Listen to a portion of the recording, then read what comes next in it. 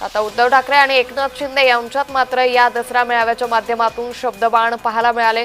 ठाकरे आणि शिंदे यांनी एकमेकांची उणीधुणी या दसरा मेळाव्याच्या भाषणातून काढलेली आहे। तर उद्धव ठाकरे आणि एकनाथ शिंदे यांच्यात हे शब्दबाण झाले। की अशी जीवाला जीव देणारी माणसं हेच खरं आयुष्यामधलं सोनं असतं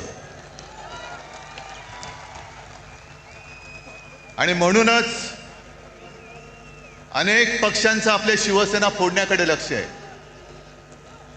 आणि त्यांना असं वाटलं की काही जणांनी त्यांनी पळवलंय, जे पळवलं ते पितळ होतं, सोनं माझ्याकडेच आहे।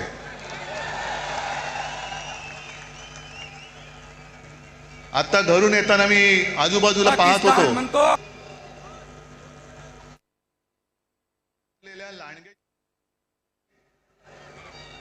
पण बाळासाहेबांची भगवी शाल पांघरणाऱ्या गाढवाचं चित्र मी आज पहिल्यांदा पाहिलं।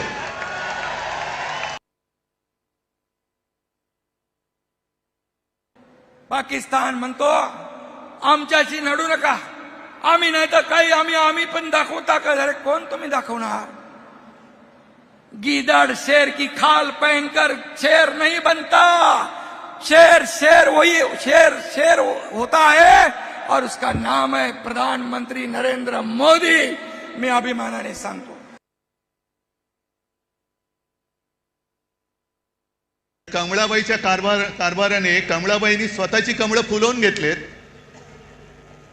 पण जनतेच्या आयुष्याचा चिखल करून टाकलेला आहे।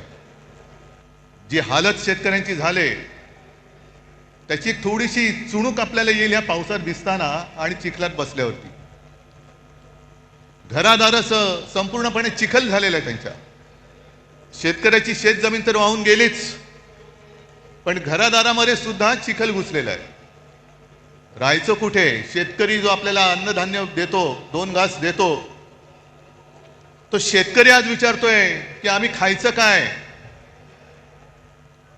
ही अशी परिस्थिती यापूर्वी कधी आलेली नव्हती।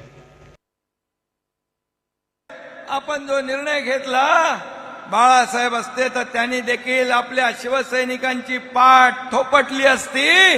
हा निर्णय घेतला आपण हा बळीराजाच्या हितासाठी, बळीराजाला वाचवण्यासाठी, आणि म्हणून या पुरामध्ये अगदी पाऊस वैऱ्यासारखा कोसळला। परिस्थिती भयानक आहे। अशा परिस्थितीमध्ये त्याला मदतीचा हात द्यायचा नाही, मग कधी मदतीचा हात द्यायचा?